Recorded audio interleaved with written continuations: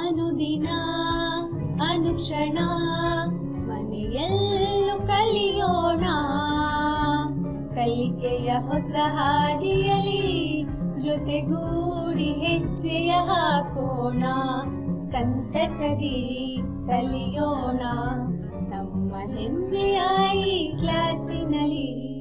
Yes sir. Yes teacher. Present ma'am. अस्सलामुअलैकुम वरहमतुल्लाहि अलैहि बरकातहू।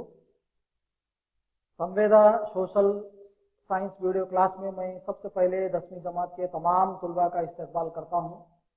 बच्चों, हमने सबक हिंदुस्तान आज़ादी के बाद के हिंदुस्तान के ताल्लुक से हमने पहले हिस्से के तमाम नुकात का मुतालिया किया है।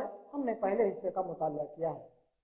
आइए सबसे पहले देखें कि हमने इस पहले हिस्से में किन किन नुकात का मुतालिया किया है, हमने क्या क्या पढ़ा है, एक मर्तबा देख लेते हैं। तो पिछली क्लास में हमने क्या पढ़ा है, एक मर्तबा देख लें। सबसे पहले हमने हिंदुस्तान की आज़ादी और हुकूमत की तश्कील के ताल्लुक से मालूमात हासिल की।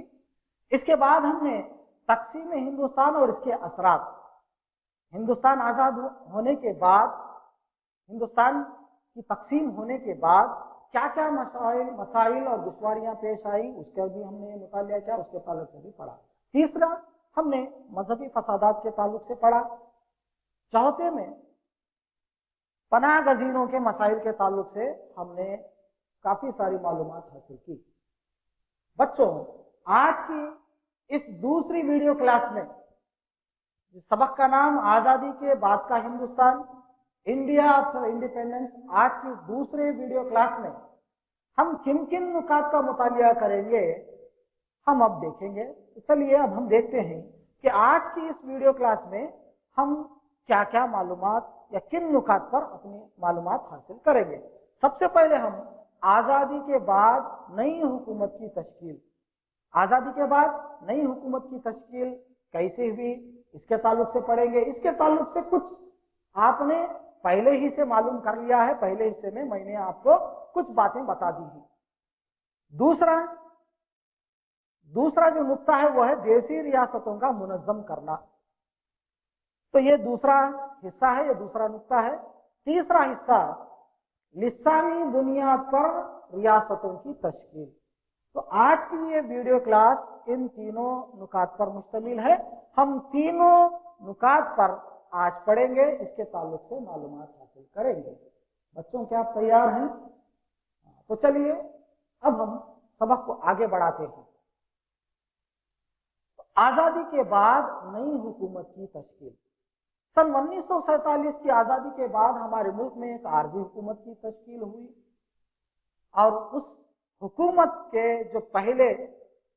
इस मुल्क के जो पहले वजीर आजम बने वो थे जवाहरलाल नेहरू। आपने वजीर आजम का हलफ उठाया, आपने आकर जो पहले वजीर आजम की जिम्मेदारी को निभाया। इसके साथ साथ लॉर्ड माउंटबेटन आजाद हिंदुस्तान के पहले गवर्नर बने, ये आपने पहले हिस्से में मालूम कर लिया है। जवाहरलाल नेहरू के वजीर आजम बनकर, जवाहरलाल नेहरू हिंदुस्तान के वजीर आजम बनकर इन्होंने हिंदुस्तान में हुकूमत की तश्कील की, हुकूमत बनाई। ये रहे जवाहरलाल नेहरू की तस्वीर। 26 जनवरी 1950 में हिंदुस्तानी दस्तूर को जारी किया गया। जैसे पहले ही आपको मालूम है, पिछली जमातों में आपने सुना भी है, मालूम भी किया है, दस्तूर को मुरत्तब करने के लिए दस्तूर साज मसौदा मुरत्तब कमेटी की तश्कील की गई डॉक्टर BR अम्बेडकर की सिदारत में। जब दस्तूर बनकर तैयार हो गया, बनने के बाद इस दस्तूर को 26 जनवरी 1950 को जारी किया गया। दस्तूर के जारी होने के बाद डॉक्टर राजेंद्र प्रसाद जो है हिंदुस्तान के पहले सदर बने, तो पहले सदर हिंद बने। आप उनकी तस्वीर भी देख रहे हैं, डॉक्टर राजेंद्र प्रसाद, ये हिंदुस्तान के पहले सदर बने। दस्तूर हिंद ने मुल्क को इख्तिदार आला, जमहूरी और अवामी करार दिया। यानी जो हमारा मुल्क है एक जमहूरी मुल्क है। यहाँ पे जो विरासत होती है, जो हेरिडिटी होती है, बादशाह के जैसा बादशाह के बाद दूसरा उसका बेटा बादशाह बनना, ऐसा नहीं है। जो भी मुंतखब होता है वो लोगों से मुंतखब होकर चुनकर आना पड़ता है। तो मिसाल के तौर पर आप देख रहे हैं यहाँ पे तस्वीर, वोटों के जरिए से लोगों से जीत कर आना पड़ता है। और अवामी तो हुकूमत की जो पूरी भागदौड़ होती है वो अवाम के हाथ में होती है। आपने जमहूरी हुकूमत से मालूम भी किया है, जमहूरी हुकूमत से क्या मुराद है, लोगों की हुकूमत, लोगों के लिए और लोगों से। तो इस तरीके से हम जमहूरी मुल्क कहते हैं। सन 1976 में 42वीं तरमीम के जरिए से सेक्युलर और समाजियत, ये दो वर्ड्स जो हैं, एक सेक्युलर है, दूसरा है समाजियत, जिसको हम सोशलिस्ट कहते हैं, ये दो लफ्जों को दस्तूर में शामिल किया गया, दस्तूर हिंद में शामिल किया गया। कई बार सवाल आया है दस्तूर हिंद में किस तरमीम के जरिए से हमारे दस्तूर में सेक्युलर लफ्ज को शामिल किया गया, तो जवाब इसका है 42वीं तरमीम के जरिए से हमने हमारे मुल्क में, हमारे दस्तूर में सेक्युलर और समाजियत की तस्वीर को दस्तूर में शामिल किया। तो आप ये दस्तूर देख लें। तो ये जो सेक्युलर है आपने पहले हिस्से में मालूम कर लिया है, हुकूमत की नजर में तमाम मज़ाहिब को एक माना जाना, हुकूमत की नजर में तमाम मज़ाहिब एकसां और बराबर होते हैं। अब हम आगे की तरफ बढ़ते हैं। पार्लिमानी जमहूरियत, जिसको हम पार्लियामेंट्री डेमोक्रेसी कहते हैं। ये पार्लियामेंट्री डेमोक्रेसी है क्या? दुनिया के कई दस्तूर और कानून के तजुर्बात को जानने वाले दस्तूर साज कमेटी ने अवाम से मुंतखब पार्लियामान ही बेहतर और आखिरी होने का मशवरा दिया। इसीलिए हमारे मुल्क में पार्लिमानी तर्ज जमहूरियत को अपनाया और हमारे मुल्क ने सदर की पार्लिमानी तर्ज हुकूमत को तर्क कर दिया। जिस तरीके से अमेरिका में सदर की पार्लिमानी तर्ज हुकूमत है, सदर की पार्लिमानी तर्ज की हुकूमत है, लेकिन हमारे मुल्क में यहाँ पे पार्लिमानी तर्ज, जो पार्लियामेंट अवाम से चुनकर आती है वही आकर जो है हुकूमत के लिए काम करती है और कानून की तश्कील करती है। तो लिहाजा हमारे मुल्क में पार्लिमानी तर्ज हुकूमत है। आप पार्लियामेंट भी देख रहे हैं, तो हमारे मुल्क में पार्लिमानी तर्ज हुकूमत है। अब हम हमारे सबक के दूसरे हिस्से की तरफ बढ़ रहे हैं। देसी रियासतों का मुनज़्ज़म करना, यूनिफिकेशन ऑफ प्रिंसली स्टेट्स। इसके ताल्लुक से आपने कुछ बातें पहले ही मालूम कर ली हैं। इस सबक के पहले हिस्से में, पहले वीडियो लेसन में आपने कुछ बातें मालूम कर ली है। अब हम देखेंगे अंग्रेजों के हिंदुस्तान छोड़ते वक्त, जब अंग्रेज इस मुल्क से चले गए, जब हमारा मुल्क आजाद हो गया, उस वक्त हमारे मुल्क में 565 देसी रियासतें थी। अब इन 565 देसी रियासतों के हुक्मरानों के सामने अंग्रेजों ने 3 मुतबादिल रास्ते छोड़े, 3 ऑप्शंस दिए। कौन दिए? अंग्रेज। किसको दिए? हमारे मुल्क के जो देसी रियासतें थे उनके हुक्मरानों को उन्होंने 3 मुतबादिल रास्ते दिए। अब वो 3 मुतबादिल रास्ते क्या थे, अब हम देखेंगे। सबसे पहले, जो भी देसी रियासत है वो हिंद यूनियन में जम भी हो सकती है, जम हो या जमा होने का इख्तियार, अगर वो चाहें, अगर वो रियासत चाहे, उस रियासत का हुक्मरान चाहे तो वो हिंदुस्तान में जम हो सकता है, जमा हो सकता है, हिंद यूनियन में शामिल हो सकता है। ये पहला ऑप्शन, ये पहला रास्ता। दूसरा रास्ता, अगर वो चाहे तो पाकिस्तान में जम हो सकता है या जमा हो सकता है। ये उस रियासत और उस रियासत के हुक्मरान पर ये आकर जो है मुनहसर था कि वो कौन सा रास्ता अपनाता है। और तीसरा और आखिरी जो मुतबादिल रास्ता था, जो अंग्रेजों ने देसी हुक्मरानों को दिया था, वो था किसी भी मुल्क में ना जमा होकर आजाद रहने का इख्तियार। अगर कोई देसी हुक्मरान ना तो हिंदुस्तान में शामिल हो सकता है और ना पाकिस्तान में शामिल हो सकता है, तो वो आजाद बनकर रह सकता है। तो अंग्रेजों ने आजादी के वक्त भी हिंदुस्तान के सामने एक बहुत बड़ा चैलेंज लाकर रख दिया था। अब इन रियासतों को, इन देसी रियासतों को यूं ही छोड़ना ये हिंदुस्तान की इत्तेहाद के लिए मुनासिब नहीं था। इन देसी रियासतों को यूं ही छोड़ देना ये हिंद यूनियन के लिए मुनासिब नहीं था। लिहाजा इन देसी रियासतों को हिंद यूनियन में जम करना ये बहुत बड़ा चैलेंज था। आजादी के बाद भी अंग्रेजों ने हम पर इस तरीके से आकर जो है इस तरीके की मुसीबत हम हिंदुस्तानियों पर, हमारी हिंदुस्तानी हुकूमत पर डाली।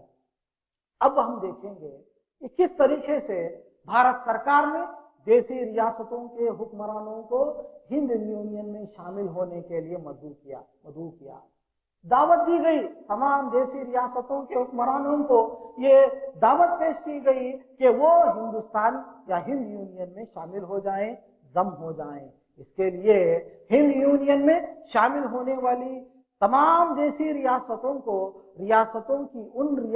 की आमदनी के एतबार से उनको शाही धन या राजधन, शाही धन भी बोल सकते हैं या राजधन भी कह सकते हैं, जिसको हम अंग्रेजी में प्राइवी पर्स कहते हैं, ये देने का वादा भी किया, ताकि इस शाही धन की वजह से ये तमाम देसी हुक्मरान हिंद यूनियन में शामिल हो जाए। तो इस तरीके से हमारी भारत सरकार ने, हमारी हिंद सरकार ने इन तमाम देसी रियासतों के हुक्मरानों के सामने ये तमाम चीजें रखी, दावत भी दी और साथ में अपनी रियासत को जम करने की वजह से उन तमाम हुक्मरानों को शाही धन देने का भी वादा किया। सन 1971 में हुकूमत हिंद ने तमाम देसी रियासतों के हुक्मरानों को दी जाने वाली शाही धन और दिगर सहूलियात को वापस ले लिया, यानी उसको बंद कर दिया गया।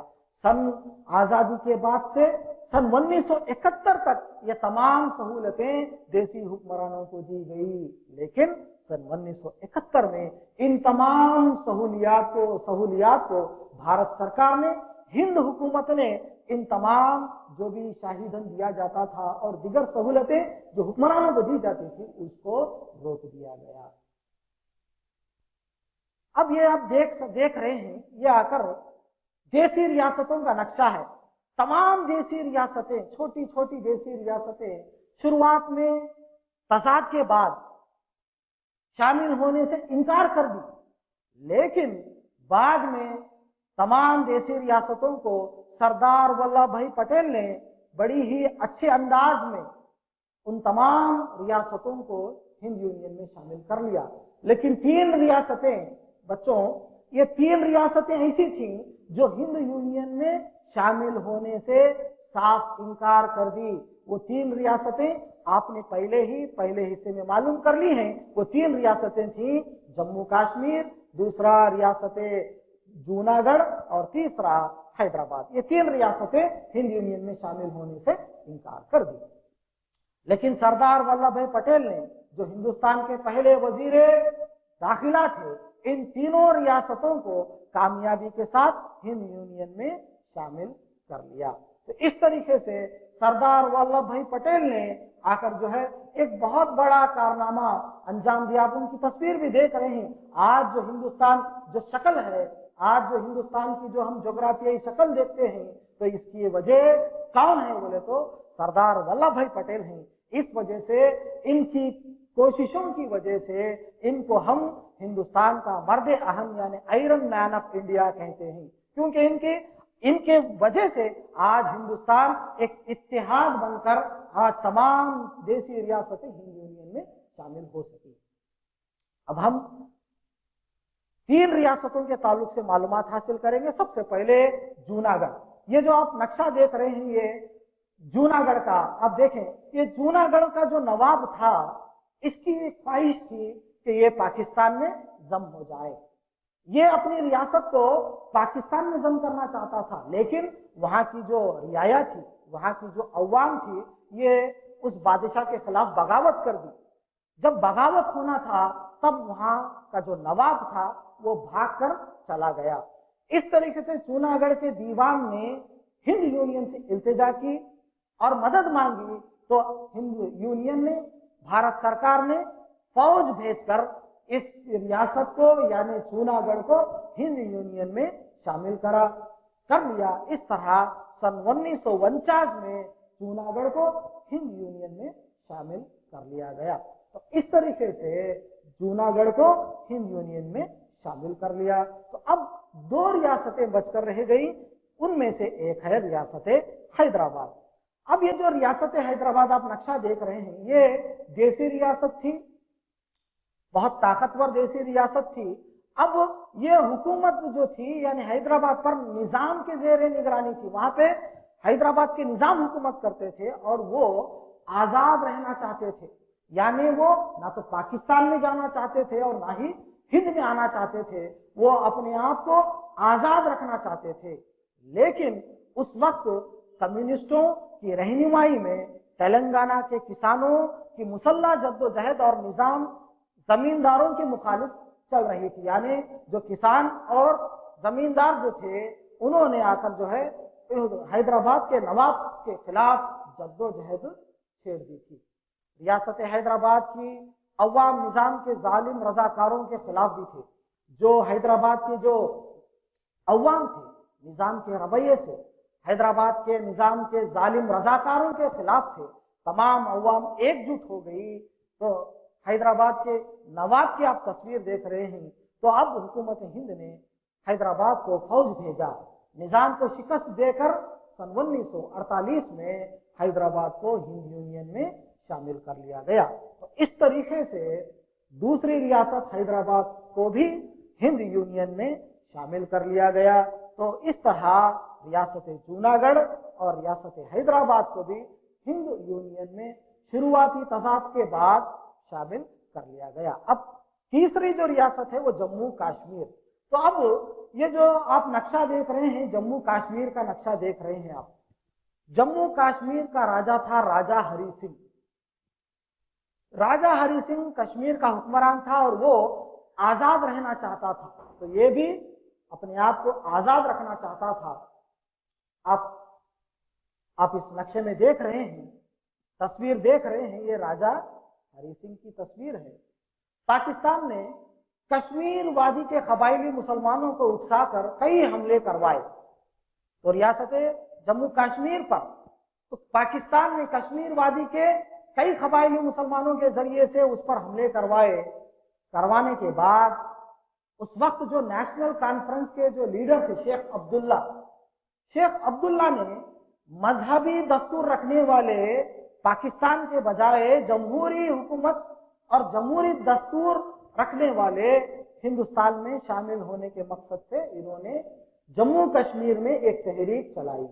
आप तस्वीर भी आप देख रहे हैं, यह है शेख अब्दुल्ला जो नेशनल कॉन्फ्रेंस के लीडर थे। तो इन्होंने पाकिस्तान के बजाय हिंद यूनियन में शामिल होने को तरजीह दी।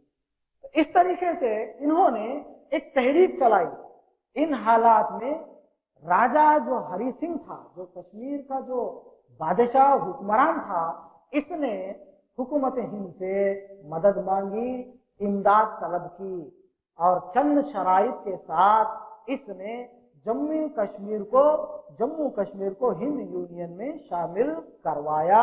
तो इस तरीके से जम्मू कश्मीर भी कुछ शराइत के साथ राजा हरि सिंह ने कुछ शराइत के साथ अपनी रियासत को हिंद यूनियन में शामिल होने पर रजामंदी कर ली। तो इस तरीके से जम्मू कश्मीर भी हिंदुस्तान में जम हो गया। लेकिन कश्मीर का एक हिस्सा पाकिस्तान में ही रह गया। आज भी कश्मीर का एक हिस्सा, कुछ हिस्सा पाकिस्तान में रह गया, जिसको हम पाक मकबूजा कश्मीर कहा जाता है। आप तस्वीर में भी देख रहे हैं, जो हरे रंग से बताया गया है, ये आकर पाक ऑक्युपाइड कश्मीर, जिसको हम POK कहते हैं, पाक ऑक्युपाइड कश्मीर, पाक मकबूजा कश्मीर। आज भी कश्मीर का कुछ हिस्सा पाकिस्तान के कब्जे में है। लिहाजा उस हिस्से को हासिल करने के लिए हिंदुस्तान ने अक़वाम मुत्तहिदा में, यूनाइटेड नेशंस ऑर्गेनाइजेशंस में अपना मुकदमा भी दायर किया है। तो इस अक़वाम मुत्तहिदा में हिंदुस्तान ने पाकिस्तान के खिलाफ अपनी शिकायत दर्ज करवाई है, ताकि पाकिस्तान जो हिंदुस्तान का कश्मीर जिस पर वो काबिज है उससे पीछे हट जाए। तो आखिरकार इस तरीके से कश्मीर को भी हिंद यूनियन में शामिल कर लिया गया। तो अब आपने देखा कि 3 रियासतें, रियासत हैदराबाद, रियासत जूनागढ़ और रियासत जम्मू कश्मीर को इस तरीके से हिंद यूनियन में शामिल कर लिया गया। अब हम देखेंगे कुछ ऐसे भी मुकामात थे, कुछ ऐसे भी इलाके थे जिन पर दूसरों की हुकूमत थी, अभी भी कुछ गैर मुल्की नवाबादियात थी, गैर मुल्क जैसे पुर्तगाल और फ्रांसीसियों के कब्जे में कुछ इलाके थे। उनमें से एक है पांडिचेरी। हिंदुस्तान की आजादी के बाद भी फ्रांसीसी नवाबादियात पांडिचेरी, कारिकाल, माही और चंद्रनागुर पर फ्रांसीसियों का इख्तियार चलता रहा। आजादी के बाद भी ये तमाम इलाके फ्रांसीसियों के कब्जे में थे। अब आप देख रहे हैं पांडिचेरी, कारिकाल, माहे वगैरह ये तमाम इलाके, पांडिचेरी वगैरह या दूसरे तमाम इलाके ये फ्रांसीसियों के कब्जे में थी आजादी के बाद भी। इन मुकामात को हिंद यूनियन में शमूलियत के लिए कांग्रेस, कम्युनिस्ट और दीगर तंजीमों की सरपरस्ती में कई तहरीकें चलाई गई ताकि इन तमाम इलाकों को हिंद यूनियन में शामिल कर लिया जाए। इन तहरीकों के नतीजे में सन 1954 में ये तमाम इलाके, पांडिचेरी हो, कारिकाल हो, माही हो, तमाम जो इलाके जो फ्रांसीसियों के कब्जे में थे उन तमाम इलाकों को हिंद यूनियन में शामिल कर लिया गया। सन 1963 में पांडिचेरी को हिंदुस्तान का मरकजी इलाका करार दिया गया, यानी 1963 में जो पांडिचेरी है इसको यूनियन टेरिटरी का दर्जा दिया गया और इस तरीके से पांडिचेरी को भी हिंद यूनियन में फ्रांसीसियों के इख्तियार से हासिल कर लिया गया। अब हम गोवा के ताल्लुक से मालूमात हासिल करेंगे। बच्चों, आप इस नक्शे में देख रहे हो गोवा हिंदुस्तान के मगरबी साहिली इलाके में आता है। तो ये जो गोवा था, इस गोवे पर पुर्तगाली नवाबादी थी, नवाबादियात थी। आजादी के बाद भी पुर्तगाल वहां पर बसा करते थे और वहां का इख्तियार पुर्तगालियों के ही कब्जे में था, जिसकी वजह से इसको हिंद यूनियन में शामिल करने के लिए काफी सारी मुसलसल तहरीकें चलाई गईं। इन तहरीकात को रोकने के लिए गोवा में अपने इख्तियार को मजबूत बनाने के लिए पुर्तगालियों ने अफ्रीका और यूरोप से फौज भी मंगा ली ताकि गोवा पर अपना इख्तियार इसी तरह कायम रखें। लेकिन सन 1955 में हिंदुस्तान के मुख्तलिफ इलाकों से सत्याग्रही गोवा पहुंचे और इस तहरीक में मजीद शिद्दत इख्तियार की ताकि पुर्तगाली मजबूर हो जाएं कि वो गोवा को हिंद यूनियन में शामिल कर ले। आखिरकार 1961 में इन द ईयर 1961 हिंद में हिंदुस्तानी फौज की मदाखलत से गोवा को फतेह कर लिया गया। 1961 में गोवा पर हिंदुस्तानी फौज ने कब्जा कर लिया और इस तरह गोवा को भी हिंद यूनियन में शामिल कर लिया। इसके बाद सन 1987 में तक ये मरकजी इलाका रहा, यानी इसको यूनियन टेरिटरी का दर्जा दिया गया। सन 1961 से लेकर सन 1987 तक 87 तक ये आकर जो है मरकजी इलाका बना रहा, लेकिन 1987 में इसको एक रियासत का दर्जा मिला। तो लिहाजा आज गोवा एक रियासत का दर्जा रखता है। तो आखिरकार इस तरीके से पांडिचेरी पर भी कब्जा हुआ और गोवा पर भी कब्जा हुआ। अब हम देखेंगे लिसानी बुनियाद पर रियासतों की तश्कील। लिसानी कहते हैं जबानें, तो जबानों के एतबार पर रियासतों की तश्कील करना। अब हम देखेंगे आजादी के बाद मुल्क भर में लिसानी बुनियाद के एतबार से रियासतों की तश्कील के लिए अवाम ने आवाज उठाई। हर जो जबान लोग बोलते थे उन जबानों के एतबार पर अपने लिए रियासतों का मुतालिबा किया। सन 1952 में आंध्रा महासभा की जेरी निगरानी में आंध्र प्रदेश की तश्कील के लिए पोटी श्री रामुलु ने 58 दिनों तक लगातार भूख हड़ताल की। आप नाम अच्छा याद रख ले, पोटी श्री रामुलु ने तेलुगु जबान बोलने वालों के लिए इन्होंने आकर जो है क्या किया, एक रियासत का मुतालिबा किया। पोटी श्री रामुलु की मौत के बाद ये तहरीक और शिद्दत इख्तियार कर गई। आप तस्वीर भी देख रहे हैं। सन 1953 में हुकूमत हिंद ने रियासती असरनौ कमीशन की तश्कील की।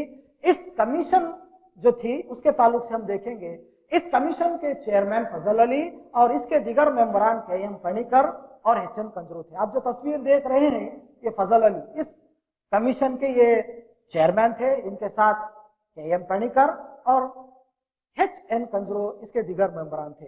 तो इस कमेटी ने लिसानी एतबार पर, जबानों के एतबार पर तेलुगु जबान बोलने वालों के लिए आंध्र प्रदेश की तश्कील की मंजूरी दे दी। तो इस तरीके से हिंदुस्तान में सबसे पहले वजूद में आने वाली रियासत आंध्र प्रदेश। अब रियासत आंध्र प्रदेश के बाद हिंदुस्तान के दिगर इलाकों में भी लिसानी बुनियाद पर यानी जबानों के एतबार पर कई लोगों ने अपने लिए अलग अलग रियासतों का मुतालिबा किया। अब यहाँ पे इस कमीशन की रिपोर्ट के मुताबिक सन 1956 में रियासतों की दोबारा तश्कील का कानून जारी किया गया। इस कमीशन के तहत हिंदुस्तान में 14 रियासतें और 6 मरकजी इलाकों की तश्कील हुई। तो इस तरीके से सन 1956 में हिंदुस्तान का नक्शा अमल में आया। 14 रियासतें और 6 मरकजी इलाकों का तश्कील हुई। अब हम देखेंगे रियासत कर्नाटक की तश्कील। कन्नड़ा जबान बोलने वालों के लिए भी अपने लिए एक अलग रियासत का मुतालिबा किया और इसके लिए कई तहरीकें चलाई। उनमें से यस निजलिंगप्पा की क़यादत में कर्नाटका एकीकरण महासमिति ने भी एक रियासत का मुतालिबा किया। तो आप देख रहे हैं यस निजलिंगप्पा, तो इन्होंने भी कर्नाटका एकीकरण महासमिति ने भी कन्नड़ा जबान बोलने वालों के लिए इन्होंने एक अलग रियासत का मुतालिबा किया। इसके साथ अखिल कर्नाटका राज्य निर्माण परिषद ने भी इस तमाम इलाकों के इत्तेहाद, कन्नड़ा जबान बोलने वालों के लिए तमाम इलाकों के इत्तेहाद के लिए तहरीक चलाई। भलाखिर 1 नवंबर 1956 में मैसूर रियासत का क़याम हुआ। तो आप देख रहे हैं ये रियासत जो है ये मैसूर रियासत है। इसी रियासत का नाम सन 1953 में इसका नाम मैसूर रियासत से बदलकर कर्नाटक रियासत रखा गया। इस तरीके से रियासत कर्नाटक का वजूद हुआ। तो बच्चों इस सबक में हमने इतना पढ़ा। तो आज जो पढ़ा है इसको एक बार दोबारा देख लेते हैं। आज़ादी के बाद नई हुकूमत की तश्कील, इसके ताल्लुक से हमने मालूमात हासिल की। देसी रियासतों का मुनज़्ज़म करना, इसके ताल्लुक से मालूमात हासिल की। और आखिर में लिसानी बुनियाद पर रियासतों की तश्कील। तो हमने इन 3 नुकात पर मालूमात हासिल की। अब मैं इन नुकात के ताल्लुक से जो आपने पढ़ा उस पर मैं सवालात पूछूंगा, आपको इन सवालात के जवाब देना है। तो सबसे पहला सवाल आपके लिए, हिंदुस्तानी दस्तूर डैश में जारी हुआ? बिल्कुल सही जवाब दिया है आपने। तो जवाब 26 जनवरी 1950। दूसरा सवाल, लफ्ज सेक्युलर और समाजियत डैश तरमीम के जरिए से हिंदुस्तानी दस्तूर में शामिल किया गया? बिल्कुल सही जवाब दिया है आपने, 42वीं तरमीम के जरिए। तीसरा सवाल आपके लिए, हिंद यूनियन में शामिल होने वाली देसी रियासतों के हुक्मरानों को डैश देने का वादा किया, यानी क्या देने का वादा किया? जवाब था बिल्कुल सही जवाब, राजधन। तो राजधन देने का वादा हुआ। चौथा सवाल, लिसानी एतबार से यानी जबानी एतबार से पहले तश्कील होने वाली, सबसे पहले तश्कील होने वाली रियासत डैश थी? तो सबसे पहले तश्कील होने वाली रियासत, बिल्कुल सही जवाब, आंध्र प्रदेश। यानी आंध्र प्रदेश सबसे पहले तश्कील होने वाली रियासत। पांचवा सवाल आपके लिए, कर्नाटक राज्योत्सव डैश को मनाते हैं? हम हर साल किस तारीख को कर्नाटक राज्योत्सव मनाते हैं? बिल्कुल सही और आसान जवाब था, हाँ बिल्कुल सही जवाब। इसका जवाब 1 नवंबर को हम हर साल कर्नाटक राज्योत्सव मनाते हैं। तो अब हम घर पर काम यानी होमवर्क, कुछ सवालात आपके लिए आएंगे। आप इन सवालात के जवाब लिखकर अपने उस्ताद को बताएं और इस्लाह करें। पहला सवाल, सरदार वल्लभ भाई पटेल को हिंदुस्तान का मर्द-ए-आइन कहा जाता है, क्यों? ये पहला सवाल। दूसरा सवाल, फ्रांसीसियों से पांडिचेरी को किस तरीके से आजादी मिली? लिखें। तीसरा सवाल, पुर्तगालियों से गोवा किस तरह आजाद कराया गया? ये भी आपको लिखना है। ये चौथा, ये तीसरा सवाल। चौथा जो आपके लिए सवाल है, लिसानी बुनियाद पर रियासतों की तश्कील के मुताल्लिक लिखिए। तो ये आपके लिए चौथा था। पांचवा और आखिरी सवाल, रियासत कर्नाटक की तश्कील के मुताल्लिक लिखें। तो कर्नाटक का वजूद किस तरीके से आपको लिखना है। तो ये जो सबक जो दिया गया है ये देने वाले Mohammad Imtiaz, assistant teacher, government Urdu high school, Millerpet, Bellary east, Bellary. शुक्रिया। ಅನುದಿನ ಅನುಕ್ಷಣ ಮನೆಯಲ್ಲೂ ಕಲಿಯೋಣ, ಕಲಿಕೆಯ ಹೊಸ ಹಾದಿಯಲಿ ಜೊತೆಗೂಡಿ ಹೆಜ್ಜೆಯ ಹಾಕೋಣ, ಸಂತಸದಿ ಕಲಿಯೋಣ, ನಮ್ಮ ಹೆಮ್ಮೆಯ ಈ ಕ್ಲಾಸಿನಲ್ಲಿ. Yes, sir. Yes, teacher. Present, ma'am.